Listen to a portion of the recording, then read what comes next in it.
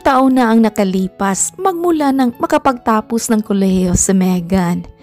Hindi niya na rin mabilang kung ilang kumpanya na ba ang pinag-applyan niya ng trabaho. Pero hindi pa rin siya natatanggap. At dahil malas sa trabaho, ay mas pinili ng dalaga na gamitin ang kanyang utak, ganda, kaseksihan at karisma para makahanap ng lalaking pwede niyang akitin at pagkakitaan. Sa mahigit 1 taong ginagawa ni Megan ang modus niya ay nakapag-ipon nga siya at nakahuthot ng salapi mula sa mga lalaking nahuhumaling sa kanya. Pero ang kakaiba dito, ang target niya ay ang mga may asawa na. Dahil kapag kinagat ng target niya ang pain, ay lalasingin niya ito at patutulugin. Kapag nakatulog na'y saka na siya maghuhubad at kukuha ng litrato kasama ang target at iba-blackmail ito para bigyan siya ng malaking halaga ng pera para burahin niya ang larawan. Nasanay na si Megan sa ganoong bagay na labis-labis namang tinutulan ng pinsang buo niyang si Sheena. "Oh, bihis na bihis ka na naman insan. Saan na naman ba ang punta mo? Don't tell me, mga hunting ka na naman ng mga may asawang lalaki?" Sapo-sapong usal ni Sheena sa harap ng pinsan nang makita niya itong pormadong-pormado. "Yeah, yun na nga." "Ano? Akala ko ba malinaw na sa iyo ang usapan natin? Natitigil ka na dyan sa kabaliwan mo." "Sheena, kapag ba tumigil ako, may magbibigay ng pera sa atin dito? Wala kang trabaho. Ako naman wala din. Sa tingin mo, kapag hindi ako gumalaw at humanap ng paraan, ay may maipapasok tayo sa tiyan natin? Insan, naiintindihan naman kita eh. Pero sarili mo ang sinasakripisyo mo." "Ay nako, wala na akong pakialam. Matagal na akong wasak. Isa pa, wala na tayong pera." "Ayan kasi eh. Hindi mo ako pinayagan na dumiskarte sa loob ng 4 na buwan. Kaya zero balance na ako ngayon. Huwag mo na akong pigilan, Sheena, para naman sa atin tong ginagawa ko eh. Tsaka, bago pumanaw si tita, nangako ako sa kanya na hindi kita pababayaan. Kahit ang kapalit pa nun ay sarili kong dangal. Kaya sige na, huwag mo na akong hintayin na makauwi mamaya at may dala naman akong duplicate na susi." Pipigilan pa sanang muli ni Sheena ang pinsan, pero kilala niya ito at wala sa bokabularyo nito ang magpapigil. Kaya kahit hindi man siya asang-ayon sa gusto nitong gawin, ay wala na rin siyang nagawa pa. Sakay ang second hand na kotseng nabili ni Megan at nagpunta siyang muli sa isang bar at nagmamasid na naman kung sino ang dadaliing mayamang lalaki. Ngunit ilang oras na lamang ang lumipas ay parang bigo siya sa lakad na iyon dahil ang mga nakikita niya ay kung hindi mga babae ay mga magkasintahan naman. Hanggang alas 11 lang ako dito. Kapag wala pa rin akong makita, uuwi na ako." Naiirita niyang bulong sa sarili. Pero wala pa mang alas 11 ay nakita niya na ang isang makisig na binata na kadarating lang. Wala itong kasama at sa porma pa lang nito ay halatang mayaman na. Lumapit ito kung saan siya nakaupo para mag-order ng alak at doon na nakita ni Megan na may suot itong singsing sa kanyang palasinsingan. Kaya doon na siya bahagyang napangiti. Jackpot, sa isip-isip niya. Huminga muna siya ng sobrang lalim, saka sinimulan na ang kanyang modus. Medyo nahirapan pa siya dahil hindi gaanong tumutugon ang binata. Pero nang medyo malasing na ito'y, doon na nito kinagat ang pain na nakahanda para sa kanya. I think we need a room. Kukuha na ba ako? Pilyang saad ni Megan sa binatang nakilala niya sa pangalang Loie. No, napaka-improper naman yata kung ikaw pa tong kukuha ng room for the two of us, right? Let me do it. Iyon naman agad ang ginawa ni Loie at nang matapos makakuha ng kwarto ay dali-dali na ring nagpunta doon ang dalawa. Nagpahatid pa si Megan ng alak para sa kanilang dalawa at doon niya na ito nilagyan ng pampatulog. Ngunit kung noon ay 4 hanggang 5 minuto lamang ay tumatalab na ang pampatulog sa iba niyang nagiging biktima. Dito kay Loie, wala pa ring epekto kahit umabot na ng 10 minuto. Gosh, may anting-anting ba tong lalaking to? At ang hirap tabla ng gamot. Naiirita niyang bulong sa sarili. Hanggang sa napapitlag nga siya dahil biglang lumapit si Loie sa kanya at sinimula ng halikan ang kanyang leeg. Oh, wait. Anong ginagawa mo? Gulat na gulat pa niyang sambit dito. Ano pa nga ba? Babae ka, lalaki ako. Tayo lang dalawa. At kumuha tayo ng room para masulo natin ang isa't isa, right? Iyan ang sinabi mo sa akin kanina. So, can we do it now? Sexy para sa pandinig ni Megan ang boses ng binata. At kahit lasing na ito'y sobrang lakas pa rin ang dating nito. Pero dahil nasa wisyo siya at alam niya kung ano ang tinutukoy ng binata, ay bigla siyang napalunok. Inaamin niyang 1 taon niya nang ginagawa ito, pero wala pang nakapasok sa baol na pinakaiingatan niya. Nakakatulog kasi agad ang mga target niya noon, hindi gaya ng target niya ngayon. Oh, let's drink first bago natin gawin yan. Ano ka ba? Nandito lang naman ako at hindi naman ako nagmamadali. Paano naman ako? Tipsy na ako at gusto ko nang gawin yun ngayon. Nang mga sandaling iyon ay wala nang naiisip na dahilan si Megan. Nanibago pa siya sa kanyang sarili dahil kung noon ay madali lamang para sa kanya na lusutan ang ganitong sitwasyon. Pero ngayon para bang naging alipin siya sa boses at bawat swabing galaw ni Loie. Kaya nang gabing iyon mismo, sa unang pagkakataon ay naisuko ni Megan ang sarili at tuluyan niya nang binuksan ang baol na nakakandado pa noon. May nangyari sa kanila ni Loie at imbes na ang binata ang unang bumagsak pagkatapos noon ay siya pa itong unang nakatulog dahil sa pagod.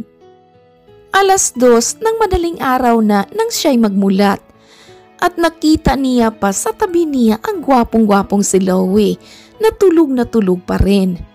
Agaran siyang tumayo para isuot ang mga nagkalat na damit sa sahig. Pero agad niya ring naramdaman ang pananakit ng kanyang baol.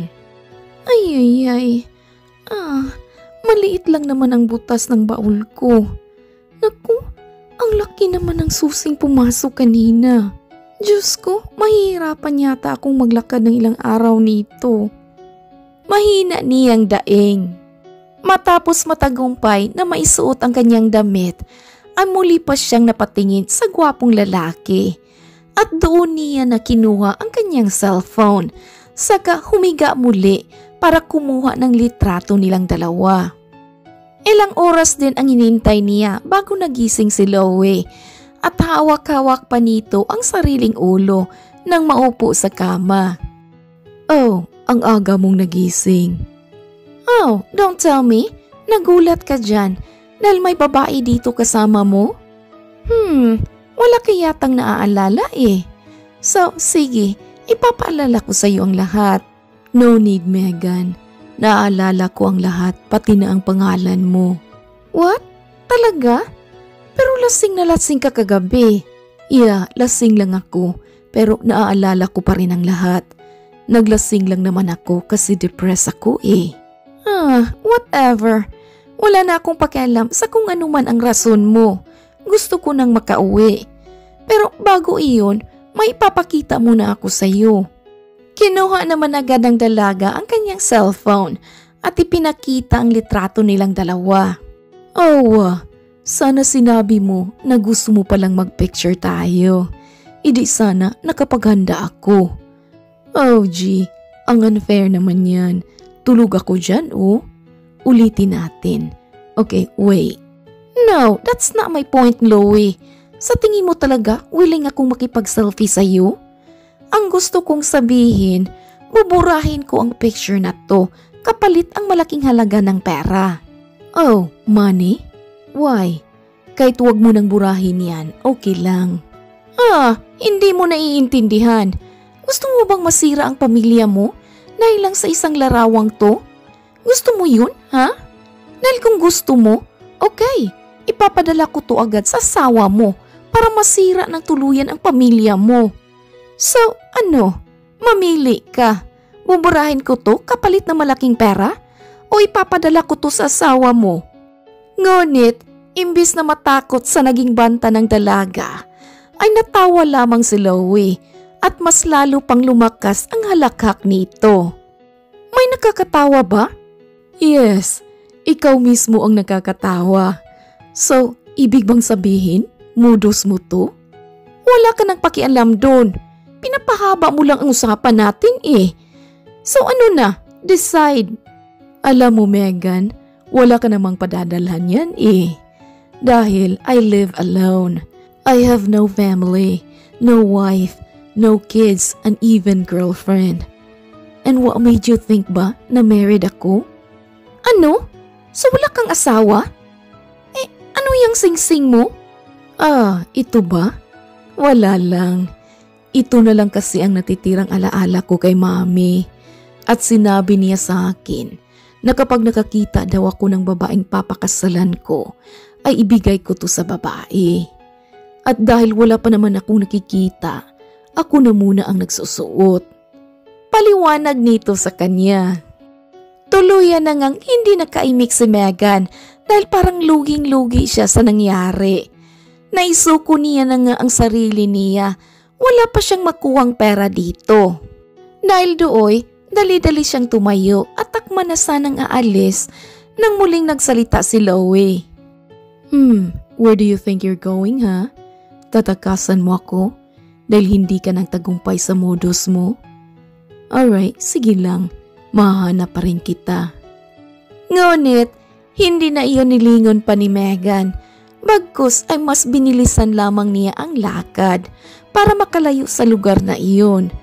Kahit ramdam na ramdam niya ang sakit sa pribadong parte ng kanyang katawan, ay hindi niya na ininda dahil isa lang ang gusto niya ngayon, ang makalayo.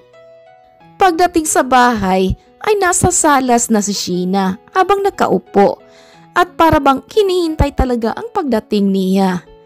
Doon na rin naikwento ni Megan ang lahat-lahat ng nangyari. Kabilang na ang pagsuko niya ng sarili sa binatang si Chloe.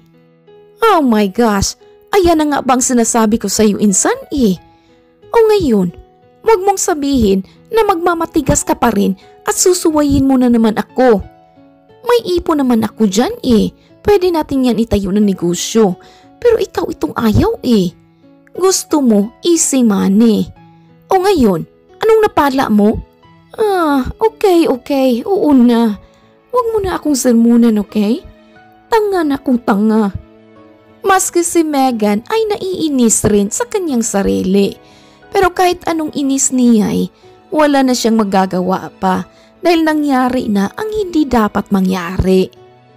Pumayag siya sa gusto ng pinsang si Sheena na gamitin ang naipon nitong pera para ipangpuhunan sa niisip nilang negosyo. Nangako rin siya sa sarili na ititigil na ang modus na isang taon niya na rin ginagawa. Naging maayos naman ang pagbabagong buhay ni Megan. Pero isang araw, habang pababa na ng salas ang dalaga, ay bigla siyang nakaramdam ng pagsusuka. Saktong naabutan naman iyon ni Sheena, kaya doon na nagsimula ang pagtataka sa isipan ng kanyang pinsan. Bukod kasi doon, ay may kakaiba pa siyang napapansin dito, kaya kinausap niya na ito at siya na mismo ang bumili ng PT para alamin kung buntis nga ba ang pinsan o hindi. Nagdadalawang isip pa si Megan na gawin iyon, pero dahil may nangyari nga sa kanila ni Chloe, ay sinubukan niya pa rin.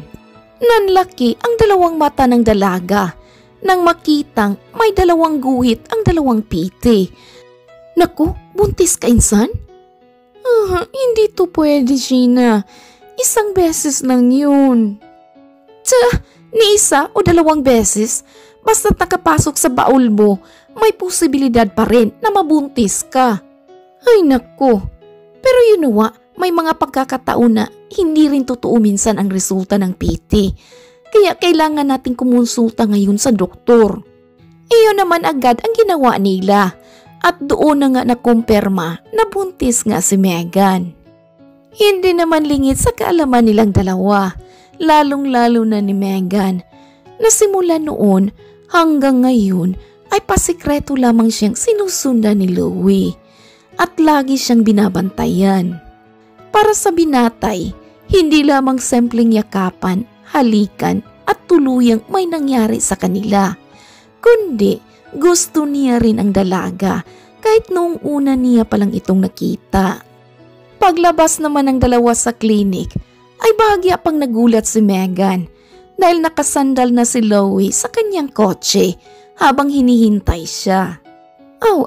Sheena, bumalik na muna tayo sa loob at nakalimutan ko ang bag ko. Nauutal niya pang palusot dito. Alright, sige lang. Wala ka namang ibang lalabasan kundi dito lang at hihintayin pa rin kita kahit umabot pa ng gabi. Uy ka naman ni Louie. Ano bang ginagawa mo dito? Well, para ihatid ka sa inyo. Tsaka, sulitin mo na ang ilang araw mo doon sa luma mong apartment dahil malapit na kitang patirahin sa bahay ko. Ano? Yeah, you heard me. And once is enough. Isa pa, gusto kong naroon ka sa bahay para mabantayan kita, lalong-lalo na ang magiging anak natin. What? Anong pinagsasabi mo? Alam kong buntis ka. Dahil simula nung gabing iyon ay sinusundan kita. Maski noong umalis ka sa bar ay sinundan rin kita agad. Sabi ko naman sa iyo, diba? Kahit takasan mo pa ako, mahanap at mahanap pa rin kita. Gusto mang magmatigas si Megan ay wala rin siyang lakas ng loob na gawin iyon dahil alam niyang kailangan niya si Louie para sa pangangailangan ng kanyang anak. Hinayaan niya ang binatang mapalapit sa kanya at hindi naman siya pumayag na iwanan ang pinsang mag-isa sa apartment nila.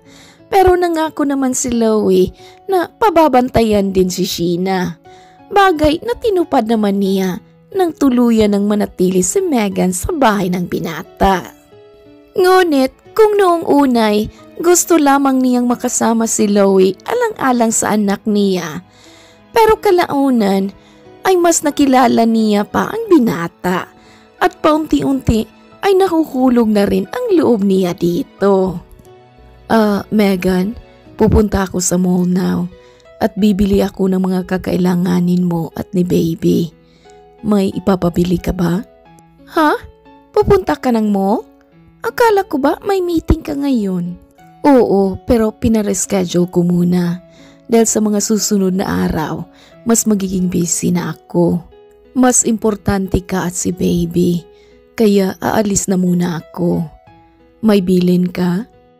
Sa walang ano-ano'y, niyakap naman agad ni Megan ang binata. Isang matamis na ngiti rin ang lumabas sa kanyang labi dahil alam niyang minalas man siya sa ibang aspekto ng buhay. Sinuwerte naman siya sa ama ng kanyang anak. Hey, what's wrong? Why? Nakangiting tanong ni Louie sa kanya. Wala. Ngayon ko pa kasi napagtanto na sobrang blessed ako to have you. Thank you for everything, Louie. Mas blessed ako ngayon, Megan, kasi nakilala kita.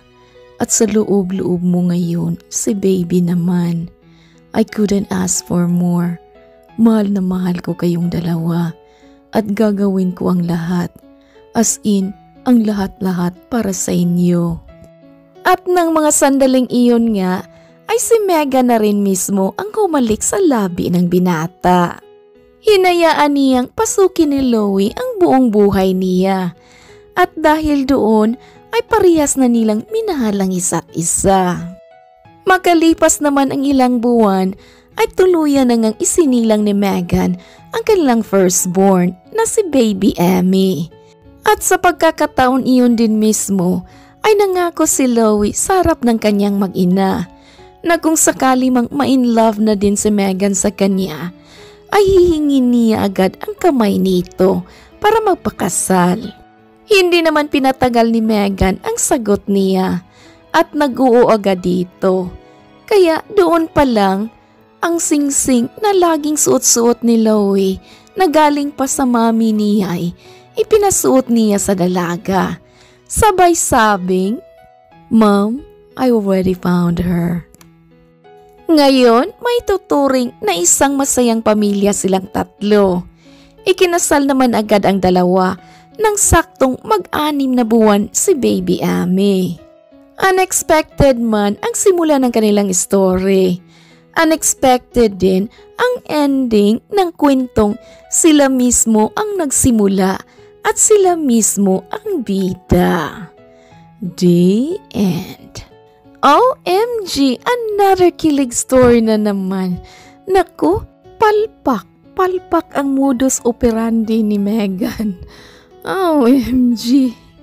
Ayan, dahil sa modus, may hawak ng diploma. Ang ganda ng story nila. Oh my. Alright mga kakulay, mga kaibigan, mga kapatid, mga kababayan. I hope you enjoyed this story. If you do, please like, comment, share, and subscribe. Thank you all my subscribers and listeners. This is Ethel McMenamin saying, bawat buhay ay may kulay. Thank you and take care. Daghan kayong salamat. See you sa next story.